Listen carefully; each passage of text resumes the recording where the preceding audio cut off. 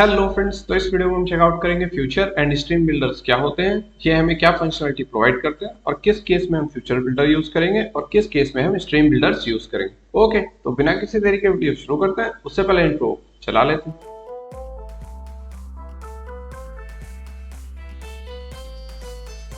तो चलिए अब स्टार्ट करते हैं अपना कोडिंग पार्ट, पर उससे पहले चलते हैं वन नोट एप्लीकेशन पे और जो भी इसका कॉन्सेप्ट है वहां पे चेकआउट करते हैं, देन सिंपली यहाँ पे आके इसे कोड करेंगे। तो चलते हैं वन नोट एप्लीकेशन के ऊपर। अब देखिए यहाँ पे फ्यूचर एंड स्ट्रीम बिल्डर ये दोनों ही विजेट हम तब यूज करते हैं जब भी हमें अपने सर्वर से डेटा गेट करना होता है और अपने यूआई पार्ट में उस डेटा को शो कराना होता है। तो अब मेनली इनमें डिफरेंस क्या होता है? लेट्स से ये आपका डेटाबेस है और इस डेटाबेस के अंदर हमारे कुछ आइटम्स स्टोर्ड हैं जिनमें हम यहाँ पे स्टॉक अपना एक वेरिएबल क्रिएट कर रहे हैं और ये वैल्यू डिनोट करेगा कि उस आइटम का कितना स्टॉक है। तो लेट्स से इनिशियल स्टॉक हमारा यहाँ पे 10 यूनिट्स है। अब जब हम फ्यूचर बिल्डर को यूज कर रहे होंगे तो सिंपली हम क्या करेंगे, यहाँ से अपनी रिक्वेस्ट को जनरेट करेंगे, स्टॉक प्राइस को गेट करेंगे जो कि हमें यहाँ पे 10 वापस करेगा और अपने यूआई पार्ट में हम इसको डिस्प्ले करा देंगे। तो लेट्स से ये आपका यूआई था, यहाँ पे आपने 10 डिस्प्ले करा दिया। लेट्स से अब जो आपका स्टॉक था वो आपका 10 से सिर्फ 8 यूनिट से यहाँ पे रिमेनिंग हुआ है, लेकिन जो आपका फ्लटर एप्लीकेशन था उसमें अभी भी आपको यहाँ पे 10 यूनिट से शो होगा। अब ऐसा क्यों होगा? देखिए, जब हम यहाँ पे फ्यूचर बिल्डर को यूज करते हैं तो ये यहाँ पे सिर्फ वन टाइम ही रिक्वेस्ट को यहाँ पे जनरेट करता है और जो भी यहाँ पे हमारा स्टॉक था उसको यहाँ पे यूआई पार्ट में उसने शो करा दिया। तो यहाँ पे हम क्या कर रहे हैं, सिंपली डेटा को वन टाइम गेट कर रहे हैं। अगर डेटाबेस में कोई भी यहाँ पे अपडेट होता है तो आपको यूआई पार्ट में वो अपडेट शो नहीं होगा जब तक आप दोबारा इस फ्यूचर बिल्डर के फंक्शन को कॉल नहीं करेंगे। तो इस इशू को रिजॉल्व करने के लिए हम यूज करते हैं अपना स्ट्रीम बिल्डर्स विजिट को। तो इसमें क्या होता है, ये आपके डेटाबेस को कंटिन्यूअसली लिसन करता है और जो भी यहाँ पे डेटाबेस में वैल्यू शो हो रही होती है वो वैल्यू भी आपके यहाँ यूआई पार्ट में शो करता है। तो इनिशियल वैल्यू हमारी 10 थी और जैसे ही ये वैल्यू 10 से 8 होगी तो आपके यूआई पार्ट में भी ये वैल्यू आपको यहाँ पे 8 शो हो जाएगी। और अगर 8 से ये वैल्यू दोबारा से लेट से 5 जाती है तो यहाँ पे यूआई पार्ट में ये आपको 8 से 5 ही शो होगी। मतलब जो भी हमारे रियल टाइम चेंजेस होंगे वो सिंपली आपको यूआई पार्ट में चेकआउट हो जाएंगे। अब देखिए, अगर सारा काम हमारा यहाँ पे स्ट्रीम बिल्डर कर देता है तो हम फ्यूचर बिल्डर को यूज क्यों करते हैं? अब देखिए, मान लीजिए आपके यहाँ पे यूजर डिटेल्स है या फिर आपकी कंपनी पॉलिसी या इंस्ट्रक्शंस है जो आपका स्टैटिक डेटा है। मान लीजिए इसमें डेटाबेस के अंदर कोई भी चेंज नहीं होने वाला है, तो हम स्ट्रीम बिल्डर को क्यों यूज करें जब ये डेटा हमको पता है कि हमारा स्टैटिक डेटा होने वाला है। तो उस केस में हम यूज करते हैं फ्यूचर बिल्डर्स को। लेकिन अगर हमारा कोई भी डायनेमिक डेटा है, लेट्स से अगर हम चैट एप्लीकेशन बना रहे हैं जिसमें कंटिन्यूअसली मैसेज आने वाले हैं और हम नहीं चाहते हैं यूजर रिफ्रेश करे देन उसका डेटा अपडेट हो, तो सिंपली हम यूज करते हैं स्ट्रीम बिल्डर्स को। और लेट्स से आप यहाँ पे कोई ई कॉमर्स एप्लीकेशन बना रहे हैं जिसमें वहाँ पे प्राइस, डिस्काउंट या स्टॉक जो भी आपकी यूनिट्स हैं वो यूजर को रियल टाइम में शो होनी चाहिए, तो उस केस में आप स्ट्रीम बिल्डर्स को यूज करेंगे। ओके, अब मैं आपको यहाँ पे चेकआउट करा देता हूँ कि इनको हम कोड कैसे करते हैं। तो इसको यहाँ पे मैं थोड़ा स्लाइड करता हूँ और आपको एक्सप्लेन करता हूँ। तो सिंपली फ्यूचर बिल्डर को यूज करने के लिए आपको टाइप करना है फ्यूचर बिल्डर और इसके अंदर आपको दो प्रॉपर्टीज पास करनी है। सबसे पहला आपका यहाँ पे फ्यूचर और दूसरा आपका यहाँ पे बिल्डर। फ्यूचर के अंदर सिंपली आपको यहाँ पे अपने फंक्शन को कॉल करना है और बिल्डर के अंदर आपको यहाँ पे दो पैरामीटर्स मिलेंगे। फर्स्ट आपका कॉन्टेक्स्ट और दूसरा आपका यहाँ पे स्नैपशॉट। इस वेरिएबल का नाम आप कुछ भी प्रोवाइड कर सकते हैं। तो हम क्या करेंगे, सिंपली टॉप पे अपना एक फंक्शन क्रिएट करेंगे। लेट्स से इसका नाम यहाँ पे देते हैं गेट डेटा। यहाँ पे हम क्या करेंगे, सिंपली हम यूज करेंगे Firebase dot Firestore dot instant और अपने कलेक्शन को यहाँ पे हम कॉल करेंगे। लेट्स से यहाँ पे आइटम्स हमारा कलेक्शन था और लास्ट में आप सिंपली आपको यूज करना है डॉट गेट। तो इससे क्या होगा, इस कलेक्शन के अंदर जितने भी डॉक्यूमेंट्स होंगे वो आपको यहाँ से सिंपली रिटर्न कर देगा। और इस फंक्शन में आपको यहाँ पे असिंक्रोनस और अवेट कीवर्ड का यूज भी करना है क्योंकि इस फंक्शन में कुछ टाइम लग सकता है। ओके, देन उसके बाद यहाँ से आपको जो भी रिस्पॉन्स मिला है उसको आप रिटर्न करने के लिए यूज करेंगे रिस्पॉन्स डॉट डॉक्स। तो आपको यहाँ से क्या करेगा, एक लिस्ट ऑफ डॉक्यूमेंट्स यहाँ से रिटर्न कर देगा। ओके, देन उसके बाद यहाँ से जो भी आपको रिटर्न होगा वो इस वेरिएबल के अंदर स्टोर हो जाएगा स्नैपशॉट के अंदर। देन उसके बाद जो आपका यहाँ पे स्नैपशॉट वेरिएबल होता है यहाँ पे आपको मल्टीपल पैरामीटर्स मिलेंगे। सबसे पहले आप चेक कर सकते हो अगर आपका यहाँ पे जो कनेक्शन स्टेट है वो आपका वेटिंग है तो सिंपली आप यहाँ पे लोडिंग इंडिकेटर शो करा सकते हो। देन उसके बाद अगर आपका यहाँ पे स्नैपशॉट डॉट हैज एरर, मतलब अगर कोई भी एरर अकर हुई है तो आप यहाँ पे यूआई पार्ट में उस एरर को चेकआउट करा सकते हो। देन लास्ट में आप यहाँ पे चेक करा सकते हो कि स्नैपशॉट डॉट हैज डेटा। तो सिंपली आपको उस लिस्ट के ऊपर इटरेट करना है और अपने यूआई पार्ट में उस लिस्ट को यहाँ पे शो करना। और इटरेट करने के लिए सिंपली आप यूज करना है स्नैपशॉट डॉट डेटा। देन हम यहाँ पे इंडेक्स पैरामीटर का यूज करेंगे ताकि हम यहाँ पे लिस्ट में जो मल्टीपल डॉक्यूमेंट्स हैं उसके ऊपर इटरेट कर पाए। देन उसके बाद स्ट्रीम बिल्डर विजिट यूज करने के लिए हमें फ्यूचर बिल्डर में सिर्फ थोड़े से चेंजेस अप्लाई करने होते हैं और वो स्ट्रीम बिल्डर में कन्वर्ट हो जाता है। सबसे पहले यहाँ पे हम फ्यूचर यूज कर रहे थे तो फ्यूचर नहीं यूज करेंगे, यहाँ पे हम स्ट्रीम प्रॉपर्टी को यूज करेंगे और इसमें भी सिंपली आपको यहाँ पे अपना फंक्शन को कॉल करना होता है जो हमने यहाँ टॉप पे गेट डेटा फंक्शन को कोड किया। ओके, देन उसके बाद जो यहाँ पे हमारी बिल्डर प्रॉपर्टी होती है वो आपको एग्जैक्ट यहाँ पे ये सेम ही कोड करनी है। देन उसके बाद यहाँ पे जो हमारा रिटर्न टाइप होता है उसमें थोड़े चेंजेस होते हैं, और जो हमने फंक्शन क्रिएट किया उसमें भी आपको थोड़े चेंजेस परफॉर्म करने हैं। अब देखिए, जब हम फ्यूचर बिल्डर यूज कर रहे थे तो हम लास्ट में यहाँ पे डॉट गेट यूज कर रहे थे, लेकिन जब आप स्ट्रीम बिल्डर यूज करोगे तो आपको डॉट गेट यूज नहीं करना है, आपको सिंपली यूज करना है डॉट स्नैपशॉट, और आपके फंक्शन में कोई भी असिंक और अवेट कीवर्ड यहाँ पे इस बार नहीं होना चाहिए। ओके, देन उसके बाद जो हमारा फ्यूचर था उसमें हम रिस्पॉन्स डॉट डॉक्स को रिटर्न कर रहे थे। यहाँ पे सिंपली आपको जो भी रिस्पॉन्स आया उसको एज इट इज रिटर्न करा देना, और यूआई पार्ट में इटरेट करने के लिए आपको इस बार यूज करना है snapshot dot data dot docs. Then उसके बाद इंडेक्स पैरामीटर की हेल्प से आप अपनी लिस्ट के ऊपर इटरेट कर सकते हैं। ओके, तो ये होता है हमारे यहाँ पे फ्यूचर और स्ट्रीम बिल्डर का कॉन्सेप्ट। और लास्ट में हमारा यहाँ पे एक इशू क्रिएट होता है, उसको भी मैं आपको यहाँ पे एक्सप्लेन कर देता हूँ।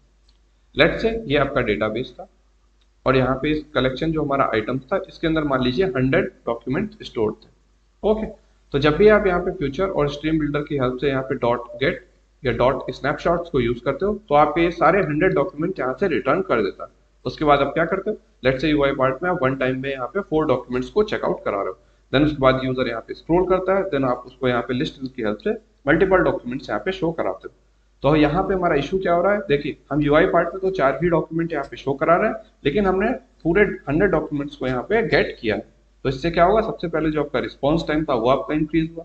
देन उसके बाद जो हमारे यहाँ पे डॉक्यूमेंट रीड का यहाँ पे वैल्यू होता है फायरबेस में, वो +100 से यहाँ पे आपका इंक्रीज हो जाएगा, क्योंकि आपने 100 डॉक्यूमेंट्स को चेकआउट किया। और थर्ड, आपका यहाँ पे मेमोरी वेस्टेज हो रहा है, क्योंकि यूजर को आप 4 डॉक्यूमेंट ही शो कर रहे हो, और उसके लिए पहले आपने 100 के 100 ही यहाँ पे लोड करा लिए, ताकि यूजर स्क्रॉल करेगा और आप उसको यहाँ पे डॉक्यूमेंट शो कराते रहोगे। तो यहाँ पे अगर आप रिस्पॉन्स टाइम को कम करना चाहते हो, डॉक्यूमेंट रीड को भी कम करना चाहते हो, और मेमोरी वेस्टेज को कम करना चाहते हो, तो उस केस में हम यूज करते हैं यहाँ पे पेजिनेशन का कॉन्सेप्ट। तो इसमें क्या होता है, लेट्स से हम यहाँ पे सिर्फ 10 डॉक्यूमेंट्स को ही पहले हम गेट करेंगे।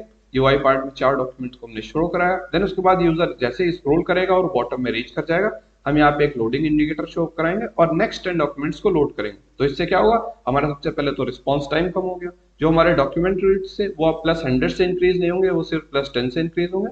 और यहाँ पे हमारी मेमोरी भी वेस्ट नहीं होगी, क्योंकि हम कुछ ही डॉक्यूमेंट्स को पहले लोड करा रहे हैं, देन यूआई पार्ट में शो करा रहे हैं। अब पेजिनेशन क्या होता है, कैसे इंप्लीमेंट करते हैं, और जो हमारा पेजिनेशन होता है इसके अंदर stream builder by default implemented होता है। मतलब अगर हमारे डेटाबेस में कोई भी यहाँ पे वैल्यू चेंज होती है तो सिंपली वही वैल्यू आपको यूआई पार्ट में भी अपडेटेड वैल्यू शो होगी। अब आई बटन के ऊपर सिंपली मैं आपको इस वीडियो का लिंक पास ऑन कर रहा हूँ, आप पेजिनेशन को भी इस वीडियो के बाद चेकआउट कर सकते हैं कि हम इसको कैसे अप्लाई करेंगे। ओके, तो अगर हम बहुत ही सिंपल टॉप से बात करें फ्यूचर और स्ट्रीम बिल्डर के अंदर डिफरेंस क्या होता है। फ्यूचर बिल्डर हम यूज करते हैं जब हमारा स्टैटिक डेटा होता है, मतलब ऐसा डेटा जिसमें ज्यादा कोई चेंजेस परफॉर्म नहीं हो रहे हैं, और अगर चेंजेस हो भी रहे हैं तो यूजर सिंपली रिफ्रेश बटन को यूज करके अपना अपडेटेड डेटा गेट कर सकता है। लेकिन स्ट्रीम बिल्डर हम कब यूज करते हैं, जब आपको कंटिन्यूअस लिसन करना होता है अपना डेटाबेस के ऊपर, और अगर डेटाबेस में कोई भी वैल्यू चेंज हुई है तो वो तुरंत आपके यूआई पार्ट में अपडेट होनी चाहिए। तो अगर आपको यहाँ पे कोई भी इशू आ रहा है फ्यूचर एंड स्ट्रीम बिल्डर के इम्प्लीमेंटेशन पार्ट में, तो कोई टेंशन वाली बात नहीं, अपन चलते हैं वीएस कोड के ऊपर और इसे स्टेप बाय स्टेप चेकआउट करते हैं, तो मे बी आपके डाउट्स वहाँ पे क्लियर हो जाए। ओके, तो इसको अपन करते हैं यहाँ से मिनिमाइज और चलते हैं अपने वीएस कोड के ऊपर। तो चलिए अब स्टार्ट करते हैं अपना कोडिंग पार्ट। तो यहाँ पे मैंने क्या किया है, जो हमारा फायरबेस प्रोजेक्ट था ये मैं आपको यहाँ पे चेकआउट करा देता हूँ, जिसके अंदर हमारा कलेक्शन से आइटम सम का, जिसके अंदर हमारे ये सारे डॉक्यूमेंट स्टोर्ड हैं। इसको ही सिंपली हम यहाँ से गेट करेंगे और अपने यूआई पार्ट में इसको डिस्प्ले करेंगे। और जो हमारा यहाँ पे फायरबेस प्रोजेक्ट है इसको मैंने अपने फ्लटर प्रोजेक्ट के साथ इंटीग्रेट कर लिया। ओके, तो यहाँ से हम क्या करते हैं, जो हमारा प्रीवियस कोड था उसको हम कमेंट आउट करते हैं और यहाँ पे हम अपना नया कोड राइट डाउन करेंगे। तो हमारा जो बॉडी पार्ट था इसको भी अपन यहाँ से करते हैं कमेंट आउट। अब इसको मैं यहाँ से सेव करता हूँ, तो आपका यहाँ से ये यूआई पार्ट रिमूव हो जाएगा। ओके, तो यहाँ पे हमने क्या किया, सिंपली एक लोड डेटा क्लास क्रिएट करिए जिसको हमने अपने मेन डॉट डॉट के होम से कॉल कराया, ये देखिए। ओके, तो अब हमें क्या करना है, यहाँ पे फ्यूचर बिल्डर विजिट को यहाँ पे इम्प्लीमेंट करना है। तो इसके लिए हम क्या करेंगे, जो हमारा सिंपली यहाँ पे स्कैफोल्ड के अंदर बॉडी विजिट है यहाँ पे हम पास करेंगे फ्यूचर बिल्डर। तो आपको ऐड करना है फ्यूचर बिल्डर, और यहाँ पे आपको ये दो प्रॉपर्टीज पास ऑन करनी है। सबसे पहला आपका यहाँ पे फ्यूचर और सेकंड आपका यहाँ पे बिल्डर। तो फ्यूचर के लिए हम क्या करते हैं, टॉप पे अपना एक फंक्शन क्रिएट करते हैं। इसको हम यहाँ पे थोड़ा स्पेस ले लेते हैं और यहाँ पे अपन क्रिएट करते हैं। तो लेट्स हम यहाँ पे एक फंक्शन को क्रिएट करते हैं जिसका नाम होगा गेट डेटा, और ये फंक्शन ही हमारा फायरबेस के अंदर से डेटा को गेट करेगा और यहाँ से हम उस डेटा को रिटर्न करेंगे। तो फायरबेस से डेटा गेट करने के लिए सिंपली आपको यहाँ पे टाइप करना है Firebase Firestore dot instance. Then उसके बाद सिंपली आपको यहाँ पे कलेक्शन पास करना है जहाँ से आप डेटा गेट करना चाहते हो। तो ये फायरबेस के अंदर ये हमारा कलेक्शन से आइटम नाम था, तो सिंपली इस नेम को हम यहाँ पे पास ऑन करेंगे। तो सिंपली आपको यहाँ पे पास करना है ITEMS आइटम, और लास्ट में डेटा को गेट करने के लिए सिंपली हम यहाँ पे यूज करेंगे डॉट गेट मेथड को। तो ये क्या करेगा, जितने भी यहाँ पे डॉक्यूमेंट्स इस कलेक्शन के अंदर होंगे वो सिंपली आपको यहाँ से रिटर्न कर देगा। तो इसको हम एक वेरिएबल के अंदर स्टोर कराते हैं। जैसे यहाँ पे हम वेरिएबल का नाम देते हैं फाइनल रिस्पॉन्स। देन उसके बाद इस ऑपरेशन में कुछ यहाँ पे टाइम लग सकता है, तो सिंपली आपको यहाँ पे अवेट कीवर्ड का यूज करना है और जो हमारा फंक्शन है इसको हम असिंक्रोनस फंक्शन में कन्वर्ट कर देंगे। देन उसके बाद जो भी हमें यहाँ पे रिस्पॉन्स गेट हुआ सिंपली यहाँ से हम उसको रिटर्न करा देंगे। तो हम यहाँ पे यूज करेंगे रिटर्न रिस्पॉन्स और यहाँ से आपको सिंपली टाइप करना है डॉट डॉक्स। देन उसके बाद यहाँ से हम अपने फंक्शन का रिटर्न टाइप भी मेंशन कर देते हैं। तो हमारा ये फंक्शन होने वाला है फ्यूचर टाइप का और इसके अंदर यहाँ से हम रिटर्न करेंगे लिस्ट ऑफ डॉक्यूमेंट स्नैपशॉट। तो अपन टाइप करते हैं list of document snapshot, list of document snapshot. अब सिंपली इस फंक्शन को हमें अपने फ्यूचर बिल्डर के अंदर कॉल करना है। तो इसको हम यहाँ से कॉपी करते हैं और जो हमने यहाँ पे फ्यूचर क्रिएट किया था इसके अंदर इस फंक्शन को सिंपली आपको पास करना है। देन उसके बाद जो हमारी बिल्डर प्रॉपर्टी होती है यहाँ पे आपको दो आइटम्स पास ऑन करने हैं। तो पहला आपका यहाँ पे कॉन्टेक्स्ट एंड सेकंड आपको यहाँ पे एक वेरिएबल क्रिएट करना है और इस वेरिएबल का नाम आप कुछ भी यहाँ पे पास ऑन कर सकते हैं। और जो आपका गेट डेटा फंक्शन था और यहाँ से आप जो भी यहाँ पे वैल्यू को रिटर्न करोगे वो सिंपली इस वेरिएबल के अंदर स्टोर होगी जो आप यहाँ पे क्रिएट करोगे। लेट्स से हम यहाँ पे पास कर देते हैं स्नैपशॉट।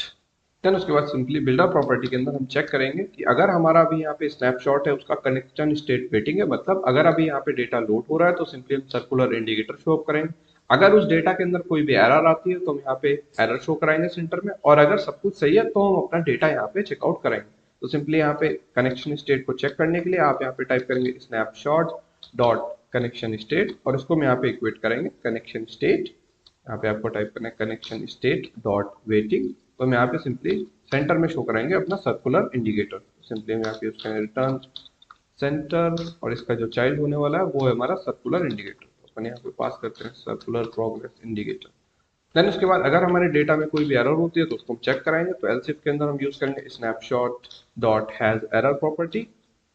तो सिंपली यूआई में भी यहाँ पे अपने रिटर्न टाइप में यहाँ पे टेक्स्ट को शो करा देते हैं कि एरर अकर्ड। तो सिंपली यहाँ पे करते हैं यहाँ पे डेटा हैज सम एरर और आप यहाँ पे अपना कस्टम यूआई भी क्रिएट कर सकते हैं। और लास्ट में अगर यहाँ पे ये दोनों कंडीशंस ट्रिगर नहीं होती तब हम यहाँ पे अपने लिस्ट व्यू डॉट बिल्डर को यूज करेंगे, अपने डॉक्यूमेंट्स के ऊपर इटरेट करेंगे और अपना डेटा यूआई पार्ट में चेकआउट करेंगे। ओके, तो यहाँ से हम सिंपली यूज करेंगे अपना list view dot builder, list view dot builder और इसके अंदर आपको यहाँ पे दो प्रॉपर्टीज पास करनी है। सबसे पहला आपको यहाँ पे आइटम काउंट कि आपके यहाँ पे लिस्ट में कितने आइटम्स होने वाले हैं। तो हम यहाँ पे पास करेंगे snapshot dot data dot length और यहाँ पे जो आपका डेटा है ये आपका नल नहीं होगा तो सिंपली आप यहाँ पे एक्सक्लेमेशन मार्क को आपको यूज करना है। ओके, देन उसके बाद आइटम बिल्डर के अंदर हम यहाँ पे अपना यूआई पार्ट को कोड करेंगे। तो फर्स्ट आपको यहाँ पे पास करना है कॉन्टेक्स्ट और दूसरा आपको यहाँ पे इंडेक्स, जिसकी हेल्प से हम अपने लिस्ट के ऊपर इटरेट कराएंगे। ओके, देन उसके बाद यहाँ से आप जो भी रिटर्न कराओगे वही आपको यहाँ यूआई पार्ट में चेकआउट हो जाएगा। तो यहाँ से मैंने पहले ही अपना यूआई पार्ट क्रिएट कर रखा था, उसको सिंपली यहाँ से मैं कॉपी कर लेता हूँ।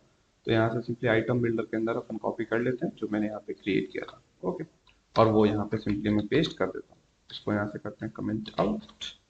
तो यहाँ पे हम सिंपली रिटर्न कर रहे हैं अपना प्रोडक्ट कार्ड जो हमारा यहाँ पे यूआई पार्ट सिर्फ शो करेगा। एंड उसके बाद यहाँ पे हर डॉक्यूमेंट के अंदर जो भी डेटा है उसको चेकआउट करने के लिए हम क्या करेंगे, यहाँ पे लेट्स से एक वेरिएबल बनाते हैं फाइनल आइटम नाम से और इसके अंदर ही हमारा डेटा स्टोर होगा। तो हम क्या करेंगे, सबसे पहले यूज करेंगे स्नैपशॉट जिसके अंदर हमारा डेटा स्टोर्ड है। देन उसके बाद जो डॉट डेटा होता है इसको हम यूज करेंगे और यहाँ पे लास्ट में यूज करेंगे यहाँ पे इंडेक्स प्रॉपर्टी, मतलब जो भी हमारी लिस्ट थी उसके ऊपर आप इटरेट करो और हर डॉक्यूमेंट मुझे यहाँ पे आप पास ऑन कर दो। तो उसके हेल्प से क्या होगा, आपको एक पर्टिकुलर आइटम मिल जाएगा। देन उसके बाद यहाँ पे हमारा सेमीकोलन मिसिंग है। तो अब यहाँ पे हमारा कोड पूरा रेडी हो चुका है। यहाँ से हम अपने एप्लीकेशन को रिस्टार्ट करते हैं और यहाँ पे आपको यूआई पार्ट में अपनी लिस्ट शो अप हो जाएगी। ये देखिए, ये रही आपकी लिस्ट जो आपको यहाँ पे चेकआउट हो रही है और यहाँ पे जो भी आपको आइटम की डिटेल शो अप हो रही है ये हमारी डेटाबेस के अंदर स्टोर्ड है, वो मैं आपको चेकआउट करा देता हूँ। अब देखिए जो आपका यहाँ पे फर्स्ट आइटम नेम है वो आपका यहाँ पे ट्रेंडी सनग्लासेस है और ये चलते हैं अपन डेटाबेस के अंदर और यही हमारा पहला आइटम था, ये रहा ट्रेंडी सनग्लासेस और यहाँ पे जिसको प्राइस है वो 899। तो अब यहाँ पे डेटा को गेट करने के लिए हमने फ्यूचर बिल्डर को यूज किया और अगर हमारे डेटाबेस में कोई भी चेंज होगा तो आपको वो यूआई पार्ट में अपडेट हुआ शो नहीं होगा। तो ये मैं आपको यहाँ पे चेकआउट करा देता हूँ। तो सबसे पहले अपन डेटाबेस में आते हैं। तो लेट्स से जो इसका प्राइसिंग था इसको यहाँ पे अपन चेंज करते हैं, यहाँ पे 899 से अपन करते हैं 999 और इसको यहाँ पे हम करते हैं अपडेट। अब यहाँ पे आपकी प्राइसिंग तो अपडेट हो गई है, लेकिन अगर अपन जाते हैं अपने यूआई पार्ट में यहाँ पे अभी भी आपको 899 ही शो अप हो रहा है क्योंकि आपने डेटा सिर्फ एक बार ही गेट किया है। तो आपको यहाँ पे प्रीवियस डेटा शो अप हो रहा है। तो अब क्या होगा, अगर हम इस कोड को यहाँ पे दोबारा से सेव करते हैं अब आपको यहाँ पे 999 शो अप होगा क्योंकि दोबारा से हमारा डेटा फेच हुआ है और यहाँ पे आपको यूआई पार्ट में वो चेकआउट हो रहा है। ओके, तो आपको फ्यूचर बिल्डर कब यूज करना है, जब भी आपको स्टैटिक डेटा गेट करना हो। तो अब हम यहाँ पे चेकआउट करते हैं कि हम स्ट्रीम बिल्डर्स को कैसे यूज करेंगे। ओके, तो स्ट्रीम बिल्डर को यूज करने के लिए आपको यहाँ पे बहुत माइनर चेंजेस करने हैं। सबसे पहले आपको क्या करना है, जो आपका फ्यूचर बिल्डर था सिंपली आपको यहाँ से इसे रिमूव करना है और आपको यहाँ पे यूज करना है स्ट्रीम बिल्डर। तो अपन यूज करते हैं स्ट्रीम बिल्डर।